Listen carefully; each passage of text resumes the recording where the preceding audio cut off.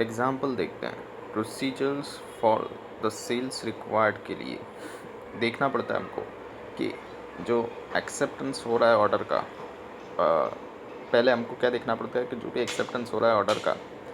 Positions of the inventories क्या relevant है ना उस आर्टिकल्स की, मतलब इन्वेंटरी पड़ी है ना हमारे पास, ये हमको पता लगाता है एसर्टेन करने के लिए कि जो ऑर्डर है उसको कैसे एग्जीक्यूट करना है टाइम के अंदर। एडवाइस करना है authorization of the sales manager का सिग्नेचर होनी चाहिए, ऑथराइजेशन होना चाहिए। वो सेंड किया जाता है पार्टी को जो प्लेस करी है ऑर्डर। इनिशियल रेफरेंस नंबर दिया जाता है एंड एक्सेप्टेंस दिया जाता है कि हमने एक्सेप्ट किया है ऑर्डर को। एडवाइस जो होती है वो प्रिपेयर करने के लिए स्टैंडर्ड फॉर्म्स एंड कॉपीज़, मतलब एडवाइस दी जाती है कि कैसे स्टैंडर्ड फॉर्म में और कॉपीज़ के अंदर फॉरवर्ड किया जाएगा इन्वेंटरी सेक्शंस को ऑर्डर, ताकि वो एनेबल करेगा प्रिपेयर करने के लिए, एग्जीक्यूट करने के लिए ऑर्डर इन टाइम के अंदर। क्रेडिट पीरियड जो अलाउड किया जाता है पार्टी के द्वारा उसको नॉर्मल क्रेडिट पीरियड बोलते हैं। लेकिन अगर कोई स्पेशल क्रेडिट पीरियड देना हो तो स्पेशल ऑथराइजेशंस की रिक्वायरमेंट होती है सेल्स मैनेजर की, जो कि ज़रूरी होती है। रेट्स जो होते हैं ऑर्डर के, जो एक्सेप्ट करते हैं, रेट्स जो होते हैं ऑर्डर के, वो कैसे एक्सेप्ट किए गए हैं,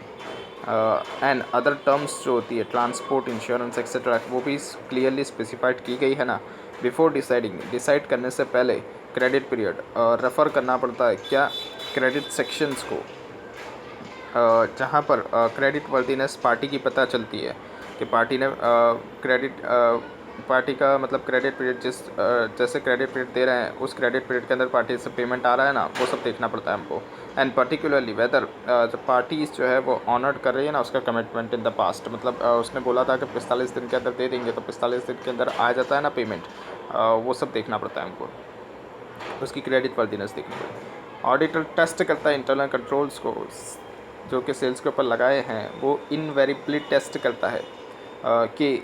कोई एफोर्ट्स एंड प्रोसीजर्स ओमिट तो नहीं किए गए हैं ना, मतलब जैसी प्रोसीजर्स बताई गई है वो प्रोसेस के अंदर ही सारा सेल्स हो रहा है ना,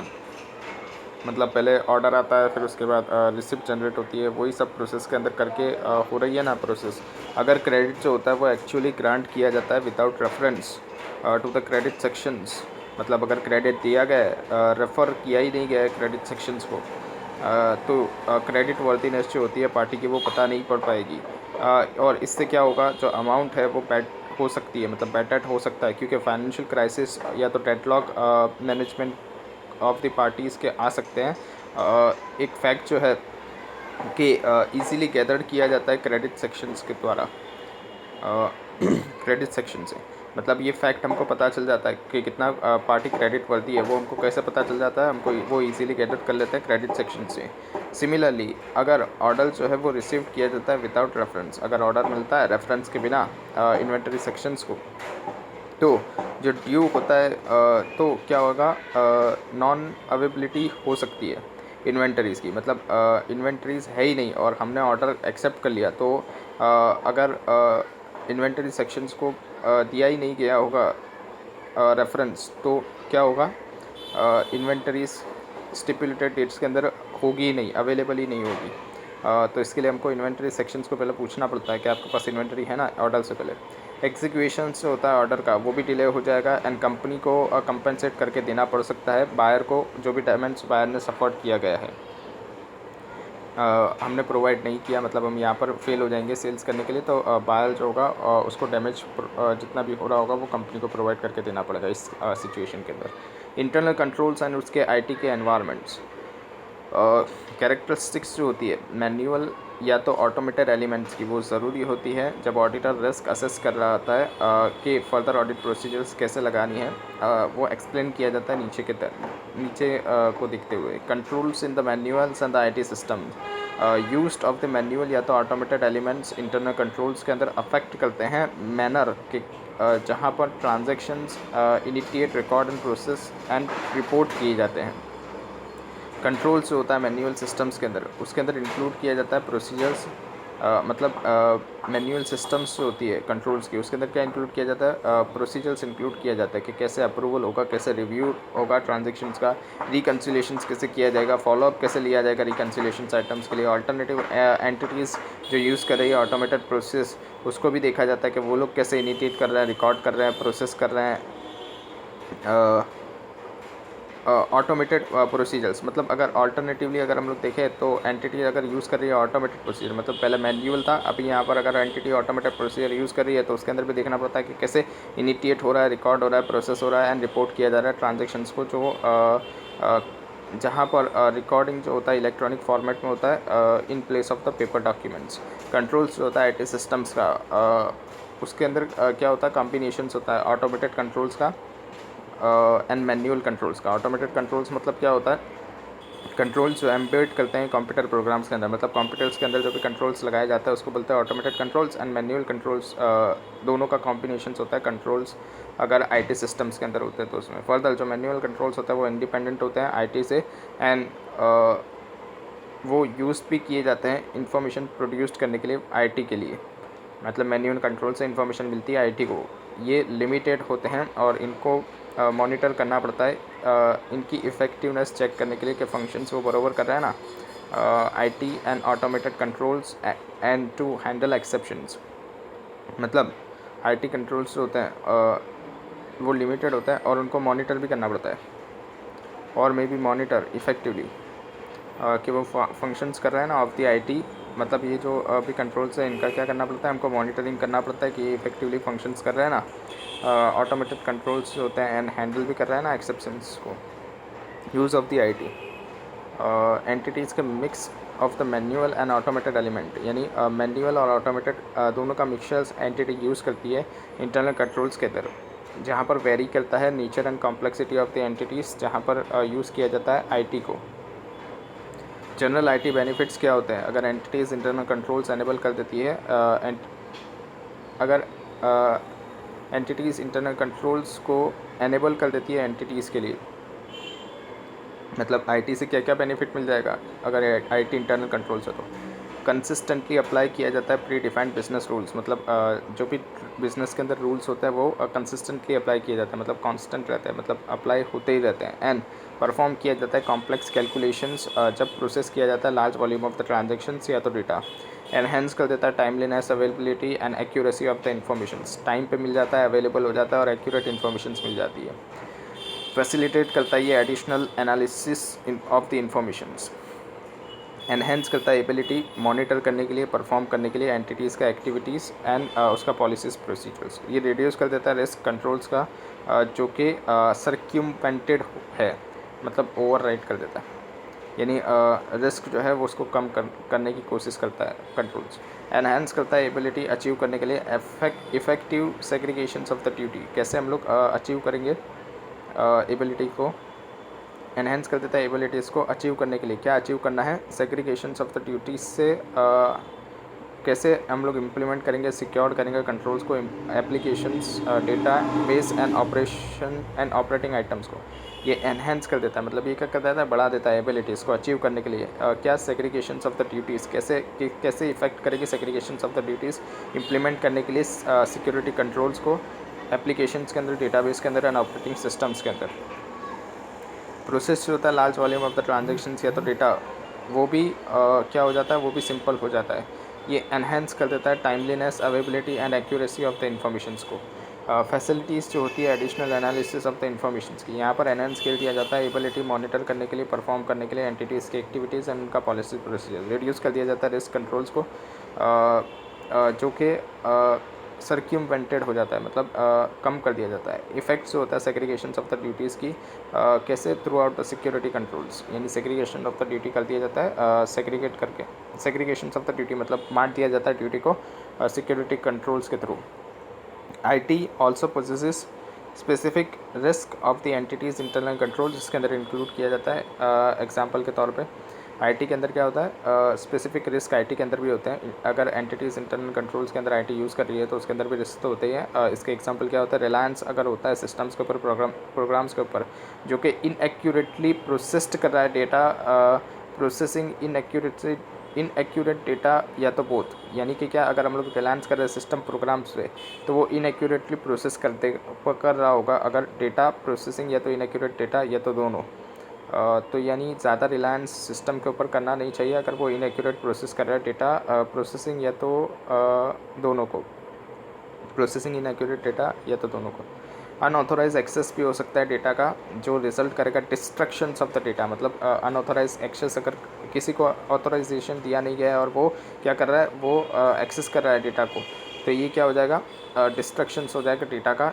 यानी वो मिसयूज़ कर देगा डेटा का, या तो इम्प्रॉपर चेंजेस कर देगा डेटा के अंदर जिसके अंदर इंक्लूड किया जाता है रिकॉर्डिंग ऑफ अनऑथोराइज्ड या तो नॉन एग्जिस्टेंट ट्रांजेक्शंस। रिकॉर्ड कर देगा वो अनऑथोराइज या तो जो भी ट्रांजेक्शन एग्जिस्ट नहीं कर रहा है वैसे ट्रांजेक्शन को रिकॉर्ड कर देगा, या तो इनएक्यूरेट रिकॉर्ड कर देगा ऑफ द ट्रांजेक्शन। रिस्क जो होता है वो अराइज होता है जब मल्टीपल यूजेस होता है, एक्सेस जब होता है कंबाइंड डेटा का, यानी रिस्क कब होता है पर्टिकुलरली जब ज़्यादा यूज़र्स होते हैं एक्सेस करने का एक कॉमन डेटाबेस को। जो पॉसिबिलिटी होती है आईटी पर्सनल की जहाँ पर गेन किया जाता है access privilege beyond those necessary to perform their assigned duties, thereby break down the segregations of the duties. Unauthorize changes जो होता है डेटा का मास्टर फाइल्स के अंदर वो किया जाता है। अनऑथोराइज चेंजेस अगर होता है सिस्टम्स या तो प्रोग्राम्स के अंदर, फेलियर्स जो होता है जो कि क्या कर देगा, नेसेसरी चेंजेस कर देगा सिस्टम या तो प्रोग्राम्स के अंदर। इनअप्रोप्रिएट मैनुअल इंटरवेंशन, मतलब लोग इंटरवेन कर रहे हैं इनअप्रोप्रिएटली, मतलब लोग दखल अंदाजी कर रहे हैं, उससे भी हो सकता है। पोटेंशियल लॉस डेटा का या तो इनएबिलिटीज़ टू एक्सेस करना है डेटा का जो कि रिक्वायर्ड किया गया है। सस्टेनेबिलिटी क्या होता है, मैनुअल एलिमेंट्स होते हैं इंटरनल कंट्रोल्स के अंदर जो ज़्यादा सूटेबल होते हैं जहाँ पर जजमेंट या तो डिस्क्रिशंस की रिक्वायरमेंट होती है, इसको बोलते हैं सस्टेनेबिलिटी। रिलायबिलिटी क्या होता है, मैनुअल एलिमेंट इंटरनल कंट्रोल्स का जो कि लेस रिलायबल होता है then automated elements,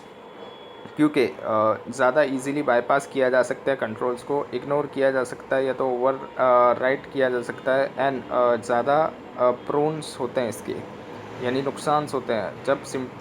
to the simple errors, ज़्यादा प्रोन्स होते हैं सिंपल एरर्स से, मिस्टेक्स से। Consequently of the applications of the manual controls elements can not therefore B assumed, यानी उस वजह से जो कंसिस्टेंसी होती है एप्लीकेशंस की, जो कंसिस्टेंसी होती है एप्लीकेशंस की मैनुअल कंट्रोल्स एलिमेंट की, वो भी नहीं अज्यूम कर सकते हम लोग। नेचर्स जो होता है एंटिटीज़ का इंफॉर्मेशन सिस्टम्स, कैसा नेचर है एंटिटीज़ के इंफॉर्मेशन सिस्टम का, जो एक्सटेंट एंड जो नेचर है रिस्क का इंटरनल कंट्रोल्स का, वो वेरी डिपेंड करता है नेचर्स एंड कैरेक्टरिस्टिक्स का ऑफ द एंटिटीज़ के इंफॉर्मेशन सिस्टम्स, यानी कितना एक्सटेंड और नेचर तक रिस्क इंटरनल कंट्रोल्स के अंदर है वो किसके ऊपर डिपेंड करेगा, नेचर एंड कैरेक्टरिस्टिक्स के ऊपर डिपेंड करेगा, एंटिटी के इंफॉर्मेशन सिस्टम्स कैसी है उसके ऊपर डिपेंड करेगा कि उसका नेचर एंड कैरेक्टरिस्टिक्स कैसा है एंटिटीज़ के इंफॉर्मेशन सिस्टम का। एंटिटीज़ रेस्पॉन्सिबल होती है रिस्क अराइज इन के लिए जब वो यूज़ करती है आईटी या तो जब वो यूज़ करती है मैनुअल एलिमेंट इंटरनल कंट्रोल्स के अंदर, जब एस्टेब्लिश किया जाता है इफ़ेक्टिव कंट्रोल्स, जहाँ पर किसके लाइट्स में देखना है इसको, characteristics of the entities information systems के लाइट में देखना है। यानी यहाँ पर क्या बोला गया था, एंटिटीज़ को रिस्पॉन्ड करना पड़ता है जो भी रिस्क अराइज होता है उसके आईटी या तो मैनुअल एलिमेंट्स से ऑफ द इंटरनल कंट्रोल्स, इसके लिए उसको एस्टेब्लिश करने पड़ते हैं इफेक्टिव कंट्रोल्स किसके लाइट में, कैरेक्टरिस्टिक्स के लाइट में कि एंटिटीज़ का इंफॉर्मेशन सिस्टम की कैरेक्टरिस्टिक कैसी है। Materiality and the audit risk, concept जो होता है मटीरियलिटी का वो अप्लाइड किया जाता है ऑडिटर के द्वारा दोनों के अंदर, प्लानिंग के अंदर भी एंड परफॉर्म जब वो कर रहा है ऑडिट उसके अंदर भी। ये एलिमिनेट कर देता है इफ़ेक्ट्स आइडेंटिफाइड करने के लिए मिस स्टेटमेंट्स ऑडिट के अंदर, एंड अनकरेक्टेड अगर कोई मिस स्टेटमेंट है, अगर कोई है फाइनेंशियल स्टेटमेंट में इन्फॉर्म कर रहा है अगर कोई वो ओपिनियन ऑडिट रिपोर्ट के अंदर, तो यहाँ से वो क्या कर सकता है, एलिमिनेट कर सकता है risk of the material miss statements. जब कंडक्ट किया जाता है audit of the financial statements, तो ओवरऑल ऑब्जेक्टिव्स ऑडिट का क्या होता है, ऑब्टेन करना उसको रीजनेबल एश्योरेंस के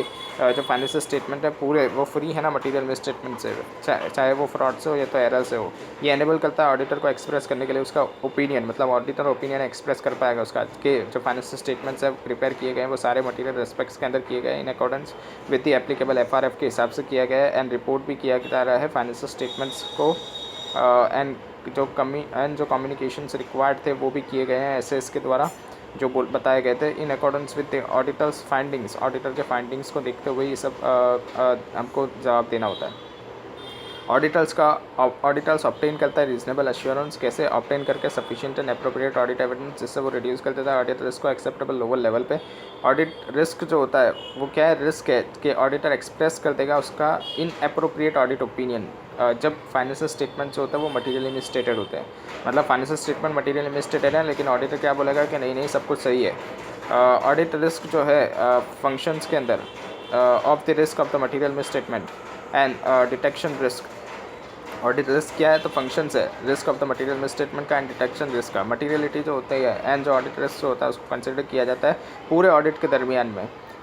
पर्टिकुलरली जब आइडेंटिफाइड एंड असेस किया जाता है risk of the material misstatement, determine किया जाता है NTE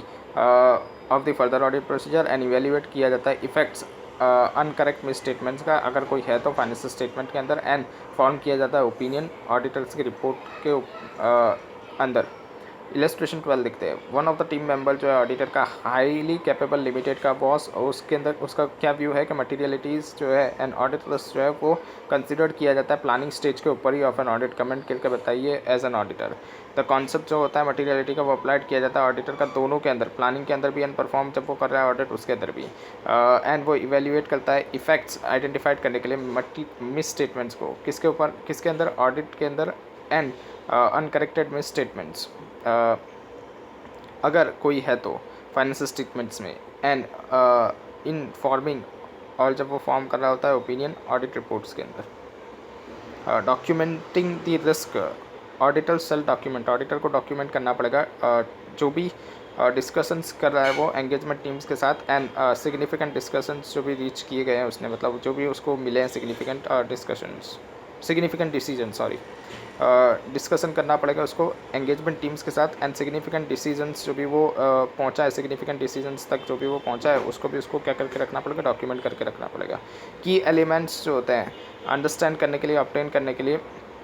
एस्पेक्ट्स एंटिटीज़ के एंड एनवायरनमेंट के and her internal controls components के सोर्स जो होते हैं इन्फॉर्मेशंस की, जहाँ पर वो अंडरस्टैंड करता है एंड ऑब्टेन करता है कि risk of the assessment procedures क्या क्या परफॉर्म करनी पड़ेगी, वो सबको भी उसको डॉक्यूमेंट करके रखना पड़ेगा। आइडेंटिफाइड करना पड़ेगा, असेस करना पड़ेगा risk of the material misstatements financial statement level पे एंड असल्शन लेवल पे, इसको भी इसको डॉक्यूमेंट करके रखना पड़ेगा। रिस्क आइडेंटिफाइड जो भी उसने किया है एंड रिलेटेड कंट्रोल्स जो भी है अबाउट द ऑडिटर जो उसने ऑब्टेन किए अंडरस्टैंड किए हैं उसको भी इसको डॉक्यूमेंट करके रखना पड़ेगा। इलस्ट्रेशन 13 देखते हैं, मिस्टर एन है one of the team members auditor का, ऑडिटर ऑफ किसका, रीजनेबल चेयरफुल लिमिटेड का, वो उस व्यू के अंदर है कि जो रिस्क होता है वो आइडेंटिफाइड किया जाता है कोर्स ऑफ द ऑडिट के दरमियान में, और जहाँ पर रिक्वायर्ड नहीं होता डॉक्यूमेंट करना, मतलब उसको डॉक्यूमेंट करना की ज़रूरत नहीं होती। एक्सप्लेन करिए रीज़न के साथ वेदर क्या जो व्यू पॉइंट है मिस्टर एन का वो जस्टिफाइड है। ऑडिटर्स जो है वो डॉक्यूमेंट करता है ऑडिटर जो है वो डॉक्यूमेंट करता है identified and assess risk of the material misstatement financial statement level पे एंड असल्शन लेवल पे, एंड जो रिस्क आइडेंटिफाइड किया गया एंड रिलेटेड कंट्रोल्स हैं जहाँ पर ऑडिटर ऑब्टेन करता है understanding keeping in the view about, इसको देखते हुए जो व्यू पॉइंट है मिस्टर एन का वो जस्टिफाइबल नहीं है, क्योंकि जो रिस्क होता है वो आइडेंटिफाइड किया जाता है कोर्स ऑफ द ऑडिट के दरमियान में of the reasonable course of the audit of reasonable careful limited, जहाँ पर रिक्वायर्ड होता है कि डॉक्यूमेंट करना चाहिए ऑडिटर को ये जो भी चीज़ थी वो, कि उसने क्या कैसे आइडेंटिफाइड किया है, असेस किया है risk of the material misstatement को फाइनेंशियल स्टेटमेंट एट असल्शन लेवल पे, और जो भी उसने रिस्क आइडेंटिफाइड किया है एंड रिलेटेड कंट्रोल्स जो भी उसने चेक किए हैं, ये सब का डॉक्यूमेंटेशन ज़रूरी होता है। इंटरनल ऑडिट क्या होता है, तो इंटरनल ऑडिट मतलब इंडिपेंडेंट मैनेजमेंट फंक्शंस जहाँ पर इन्वॉल्व किया जाता है continuous and critical appraisals of the functionings of an entity, मतलब एंटिटीज़ का फंक्शनिंग कैसे हो रहा है उसको देखना विद द व्यू, किस व्यू से सजेशंस भी देना उनको, मतलब एंटिटीज़ को सजेशंस देना इम्प्रूव करने के लिए, कैसे क्या इम्प्रूव करने के लिए उनका इंटरनल कंट्रोल्स, एंड ऐड करना है वैल्यू, स्ट्रेंथन करना है ओवरऑल गवर्नेंस मैकेनिज़म्स को ऑफ द एंटिटीज़, मतलब जो गवर्नेंस मैकेनिज़्म है एंटिटीज़ का कि कैसे एंटिटीज़ वर्क कर रही है उसको भी वो स्ट्रेंथन कर सकता है। इसके अंदर इंक्लूड किया जाता है एंटिटीज़ की स्ट्रेटेजिक रिस्क मैनेजमेंट, एंटिटीज़ कैसे स्ट्रेटेजिक रिस्क मैनेजमेंट ले रहा है एंड इंटरनल कंट्रोल सिस्टम्स वो कैसे डिज़ाइन एंड इम्प्लीमेंट कर रहा है, उसके अंदर भी यहाँ पर इंटरनल ऑडिटर अपने सजेशंस देता है और हेल्प करता है उनको स्ट्रेंथन करने के लिए। Applicability of the provisions of the internal control, following class of the companies को रिक्वायर्ड होता है अपॉइंट करने का इंटरनल ऑडिटर, या तो firm of the internal auditors, namely इसके अंदर क्या आता है, हर लिस्टेड कंपनी किसको रिक्वायरमेंट होती है, हर लिस्टेड कंपनी को इंटरनल ऑडिटर रखने की रिक्वायरमेंट होती है। लिस्टेड कंपनी मतलब जो NSE BSE के अंदर लिस्ट है या तो रिकॉग्नाइज स्टॉक एक्सचेंज के अंदर लिस्ट है, उसको बोलेंगे लिस्टेड कंपनी। हर लिस्टेड कंपनी को इंटरनल ऑडिटर रखने की ज़रूरत होती है, या तो फर्म रख सकता है वो इंटरनल ऑडिटर्स की। एवरी अनलिस्टेड पब्लिक कंपनी, हर अनलिस्टेड पब्लिक कंपनी जहाँ पर पेड अप शेयर कैपिटल जो है वो 50 करोड़ या तो ज़्यादा हो during the preceding financial year, या तो जो टर्नओवर होता है वो 200 करोड़ या तो ज़्यादा हो during the preceding financial year. जो आउटस्टैंडिंग लोन्स या तो बोरोइंग्स फ्रॉम द बैंक्स या तो पब्लिक फाइनेंशियल इंस्टीट्यूशंस हैं वो एक्सीड कर जाए 100 करोड़ रुपीज़ या तो ज़्यादा हो at any point of time, कभी भी पूरे साल के अंदर during the financial year. Outstanding deposits जो है वो 25 करोड़ रुपीज़ या तो उससे ज़्यादा हो at any point of time during the preceding financial year, मतलब कोई भी टाइम पे during the preceding financial year. And her private company जहाँ पर टर्नओवर जो है वो 200 करोड़ रुपीज़ या तो उससे ज़्यादा हो during the preceding financial year, या तो जो आउटस्टैंडिंग लोन्स या तो बोरोइंग है फ्रॉम द बैंक या तो फाइनेंशियल इंस्टीट्यूशंस वो एक्सीड कर जाए 100 करोड़ रुपीज़ या तो उससे ज़्यादा कोई भी टाइम पे during the preceding financial year, मतलब पहले during the preceding financial year के प्रीसीडिंग में। इट इज़ प्रोवाइडेड दैट जो एक्सिस्टेंस होता है कंपनी का कवर्ड किया जाता है अगर कोई भी क्राइटेरिया जो है वो कंप्लाइड हो गया है विद द रिक्वायरमेंट किसके अंदर 6 मंथ के अंदर, मतलब अगर कोई भी क्राइटेरिया जो ऊपर दिया गया है अगर वो फुलफ़िल हो जाता है तो विद इन द 6 मंथ जब से वो कमेंट्स कर रही है उसको ये चीज़ें फॉलो करने की ज़रूरत होती है। ये 6 मंथ जो दिया गया है ये जब कंपनीज एक्ट आया था तब की बात की जा रही है। अभी तो जैसे ही उसने हो गया मतलब जैसे ही उसने अचीव कर लिया ऊपर के दिए गए क्राइटेरिया को, तो वैसे ही उसको क्या कर देना पड़ता है, इंटरनल ऑडिटर को अपॉइंट कर देना पड़ता है। इलस्ट्रेशन 14 देखते हैं। Windy Limited is an unlisted public limited company. During the financial year 1920 paid up share capitals जो थी विंडी लिमिटेड की वो ₹60 करोड़ थी। During the financial year 2021 board of directors of the company है वो कंप्लाइड कर रहे हैं provisions of the Companies Act 2013, appoint कर रहा है वो इंटरनल ऑडिटर को। जस्टिफिकेशंस बताइए अपॉइंटमेंट्स का जो कि किया गया है बोर्ड ऑफ डायरेक्टर्स के द्वारा of the Windy Limited according to the provisions जो के दिए गए थे कंपनीज एक्ट 2013 के हिसाब से। जो अपॉइंटमेंट है वो किया गया है board of directors of the Windy Limited के द्वारा, वो जस्टिफाइड है। क्यों? क्योंकि according to section 138 of the Companies Act 2013 हर अनलिस्टेड पब्लिक कंपनी जो है जिसका paid up share capitals 50 crore या तो उससे ज़्यादा हो during the preceding financial year उसको रिक्वायर्ड है कि वो अपॉइंट करे इंटरनल ऑडिटर को। इलस्ट्रेशन 15 देखते हैं। एक्सट्रीमली फाइनेंस लिमिटेड वो एक अनलिस्टेड पब्लिक कंपनी है for the financial year 19-20 the turnover है वो कितना है 256 करोड़ है। In order to complied with the provision of the Companies Act 2013 जो बोर्ड ऑफ डायरेक्टर है उन्होंने एक्सट्रीमली फाइनेंस लिमिटेड के उन्होंने क्या किया है ड्यूरिंग द फाइनेंशियल ईयर 2021 यानी फाइनेंशियल ईयर 2021 के लिए अपॉइंट किया गया है इंटरनल ऑडिटर। कमेंट करके बताइए appointment of an internal auditor. जो अपॉइंटमेंट की गई है board of director of the extremely fine limited का वो जस्टिफाइड है क्योंकि according to section 138 of the Companies Act 2013 हर अनलिस्टेड पब्लिक कंपनी जहां पर टर्नओवर जो है वो 200 करोड़ या तो उससे ज़्यादा का होता है during the preceding financial year उसको रिक्वायर्ड है कि वो अपॉइंट करे इंटरनल ऑडिटर को। अबाउ मेंशन क्वेश्चंस के अंदर extremely finance limited unlisted public company का उसका टर्नओवर कितना है 256 करोड़ है फाइनेंशियल ईयर 19-20 के अंदर जो ज़्यादा है किससे 200 करोड़ से। इसलिए during the financial year 2021 extremely fine limited को रिक्वायर्ड होता है अपॉइंट करने के लिए internal auditor. Who can be appointed as an internal auditor, किसको हम लोग अपॉइंट कर सकते हैं एज एन इंटरनल ऑडिटर, तो कौन होगा CA चार्टर्ड अकाउंटेंट या तो कॉस्ट अकाउंटेंट। वेदर चाहे वो एंगेज्ड हो प्रैक्टिस के अंदर या तो नहीं। या तो सच अदर प्रोफेशनल्स जो भी डिसाइड करता है board of the director conduct करने के लिए internal audit functions and activities of the companies. Internal auditors होता है वो हो सकता है या तो नहीं हो सकता कि वो एम्प्लॉय ऑफ द कंपनी हो। इंटरनल ऑडिटर्स जो होता है वो मे या तो may not be an employees of a company, हो सकता है या तो नहीं भी हो सकता कि वो एम्प्लॉयज़ ऑफ द कंपनी हो, यानी ज़रूरी नहीं है कि वो एम्प्लॉयज़ ऑफ द कंपनी हो। Internal audit functions functions of an entities जो कि परफॉर्म करता है अश्योरेंस के लिए एंड कंसल्टिंग के लिए एक्टिविटीज़ जो कि डिज़ाइन किया गया है इवेल्युएट करने के लिए एंड इम्प्रूव करने के लिए effectiveness of the entities governance risk management and internal control process. यानी क्या क्या फंक्शंस होते हैं इंटरनल ऑडिटर के, तो उसको ये चेक करना है कि कैसे डिज़ाइन किया गया, इवेल्युएट किया गया, इम्प्रूव करना है इफेक्टिवनेस एंटिटीज़ के गवर्नेंस का और रिस्क मैनेजमेंट का एंड इंटरनल कंट्रोल प्रोसेस का। यानी वो क्या करेगा, वो परफॉर्म करता है एश्योरेंस एंड कंसल्टिंग एक्टिविटीज़, यानी कंसल्ट भी करता है, वो एश्योरेंस भी प्रोवाइड करता है और वो कंसल्टिंग एक्टिविटीज़ भी प्रोवाइड करता है डिज़ाइन करने के लिए। तो इवेल्युएट कैसे वो इवेल्युएट करता है डिज़ाइन को, डिज़ाइन एंड इम्प्रूव कैसे किया जाएगा इफ़ेक्टिवनेस एंटिटीज़ के गवर्नेंस का, रिस्क मैनेजमेंट का एंड इंटरनल कंट्रोल प्रोसेस का। यानी इन सब में वो हेल्प करता है, उसका वो फंक्शन होता है। जो ऑब्जेक्टिव्स होता है एंड जो स्कोप होता है इंटरनल ऑडिट फंक्शंस का, S 610 using the work of an internal auditor. क्या जो स्टैट्यूटरी ऑडिटर है क्या वो यूज़ कर सकता है जो भी वर्क परफॉर्म किया गया था इंटरनल ऑडिटर ने उसका, तो हाँ एस 610 के हिसाब से यूज़ करना है, जिसका नाम क्या है 610 का यूज़ करना है work of an internal auditor. Objectives क्या होता है इंटरनल ऑडिट फंक्शंस के, ऑब्जेक्टिव्स जो है वो बहुत ही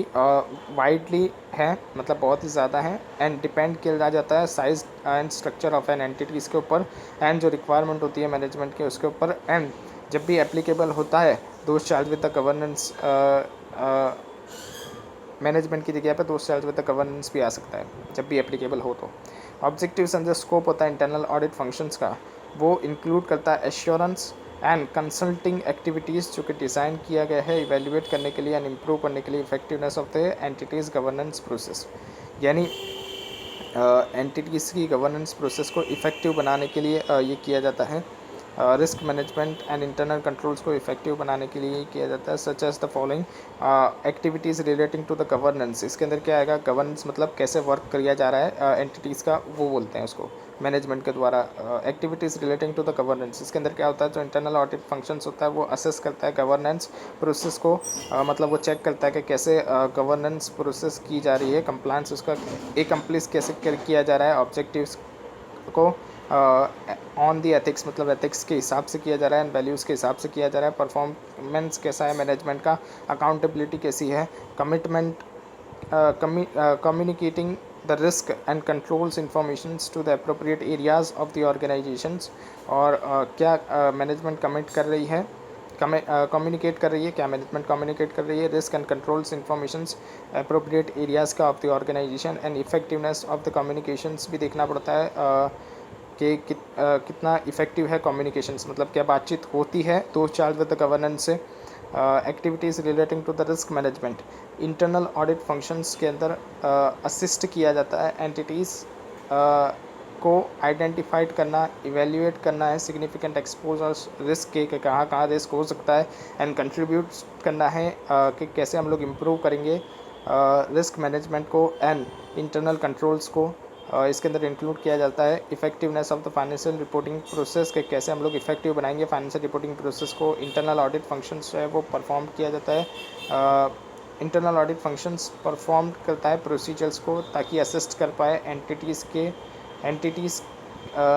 ताकि वो असिस्ट कर पाए, यानी देख पाए कि क्या एंटिटी डिटेक्ट कर पा रही है फ्रॉड को, यानी एंटिटी क्या डिटेक्ट कर पा रही है फ्रॉड को, वो सिर्फ वो चेक करता है कि एंटिटी इतनी सक्षम है कि वो डिटेक्ट कर पा रही है फ्रॉड को, वैसी प्रोसीजर लगा के चेक करता है internal auditor. Activities relating to the internal controls, क्या क्या एक्टिविटीज़ होती है इंटरनल कंट्रोल्स को लेकर, इवेल्युएट करना है इंटरनल कंट्रोल्स को। इंटरनल ऑडिट फंक्शंस मतलब इंटरनल ऑडिटर क्या करता है, इंटरनल ऑडिटर ऑडिट फंक्शंस के अंदर क्या होता है, internal audit and internal audit functions करता है। इंटरनल ऑडिट फंक्शंस के अंदर क्या होता है, असाइन किया जाता है स्पेसिफिक रिस्पॉन्सिबिलिटी रिव्यू करने के लिए कंट्रोल्स को, इवेल्युएट करने के लिए ऑपरेशंस को, मतलब कंट्रोल्स को रिव्यू करना है, इवेल्युएट करना है ऑपरेशंस को कि कैसे ऑपरेशंस हो रहे हैं, एंड रिकमेंड करना है अगर कोई इंप्रूवमेंट लगती है कंट्रोल्स के अंदर करने जैसी तो वो भी बताना है, हमको रिकमेंड करना है। इन डूइंग सो, ये करने से इंटरनल ऑडिट फंक्शंस जो है वो प्रोवाइड करता है एश्योरेंस कंट्रोल्स के रिलेशंस में। एग्जांपल के तौर पर इंटरनल ऑडिट फंक्शंस जो है वो प्लान किया जाता है, परफॉर्म किया जाता है टेस्ट करके, यानी इंटरनल कंट्रोल्स का टेस्टिंग किया जाता है या तो अदर प्रोसीजर्स लगाए जाते हैं प्रोवाइड करने के लिए एश्योरेंस के जो मैनेजमेंट है एंड जो दोस्त चार्ज विद द गवर्नेंस है वो उन्होंने बरोबर से डिज़ाइन किया गया है, इम्प्लीमेंट किया गया है एंड ऑपरेट कर रहे हैं इफेक्टिव इंटरनल कंट्रोल्स। इसके अंदर इंक्लूड किया जाता है कि दोस्त कंट्रोल्स जो भी कंट्रोल्स हैं वो रिलेवेंट है ना ऑडिट के लिए। एग्जामिन करना है financial and operating informations. Internal audit functions जो है उसको डिज़ाइन किया जाता है ताकि रिव्यू कर पाए हम लोग, रिव्यू कर पाएँ मतलब कि यूज़ कर पाएँ identified recognise measures classifications and reporting financial and operating informations, यानी कि फाइनेंशियल एंड ऑपरेटिंग इंफॉर्मेशंस जो है उसको कैसे आइडेंटिफाइड करना है, रिकॉग्नाइज करना है, मेजर करना है, क्लासीफाइड करना है, and financial reporting and operating informations. फिर से देखते हैं, इंटरनल ऑडिट फंक्शंस जो है वो असाइन किया जाता है रिव्यू करने के लिए, मतलब चेक करने के लिए, मतलब कि कैसे आइडेंटिफाइड हो रहा है, रिकॉग्नाइज्ड हो रहा है, मेजर्स हो रहा है, क्लासिफाइड किया जा रहा है एंड रिपोर्ट किया जा रहा है फाइनेंशियल एंड ऑपरेटिंग इन्फॉर्मेशंस को, एंड स्पेसिफिक इंक्वायरीज एंड कैसे स्पेसिफिक इंक्वायरीज़ की जा रही है इंडिविजुअल आइटम्स की। इसके अंदर इंक्लूड किया जाता है details of the testings, transactions, balance and procedures की, यानी कितने डिटेल्स के अंदर हम लोग कितने डिटेल्स के अंदर चेक किया जा रहा है ट्रांजेक्शन्स, बैलेंस एंड प्रोसीजर्स को। रिव्यू करना है ऑपरेशंस एक्टिविटीज़ को, मतलब चेक करना है ऑपरेशंस एक्टिविटीज़ को। इंटरनल ऑडिट फंक्शंस असाइन करता है रिव्यू करने के लिए इकोनॉमिक एफिशिएंसी एंड इफ़ेक्टिवनेस, मतलब कितने इफ़ेक्टिवली, कितने एफिशिएंटली ऑपरेशंस एक्टिविटीज़ जो है वो वर्क कर रही है। इसके अंदर इंक्लूड किया जाता है non financial activities of an entities, मतलब नॉन फाइनेंशियल एक्टिविटीज़ को भी यहाँ पर चेक किया जाता है। इंटरनल ऑडिट फंक्शंस क्या क्या है, तो activities relating to the governance, activities relating to the risk management, activities relating to the internal controls.